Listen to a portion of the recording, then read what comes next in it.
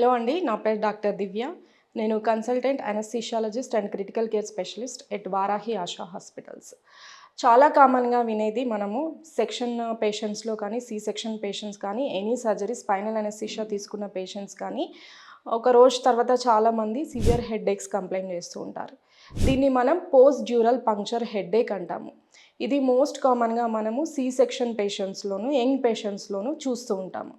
మనం spinal anaesthesia అంటే వెనకాల నడుముకి చిన్న సూది ద్వారా మత్తు ఇచ్చినప్పుడు కొన్నిసార్లు అక్కడ ఉన్న చిన్న రెంట్ ద్వారా సిఎస్ఎఫ్ లీక్ అయ్యి సిఎస్ఎఫ్ ప్రెషర్ తగ్గిపోవడం వల్ల మనకు ఈ హెడేక్ అనేది వస్తుంటుంది. ఇది మోస్ట్ కామన్గా 24 అవర్స్ తర్వాత నుండి 48 అవర్స్ వరకు ఈ హెడేక్ వచ్చే ఛాన్స్ ఉంటుంది.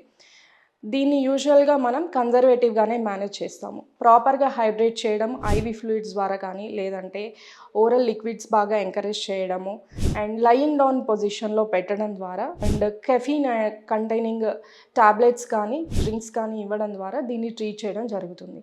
వెరీ రేర్ కేసెస్లో ఇది రిజాల్వ్ అవ్వట్లేదు, చాలా సివియర్గా ఉంది అన్నప్పుడు ఎపిడ్యూరల్ బ్లడ్ ప్యాచ్ లాంటివి ఇవ్వడం జరుగుతుంది.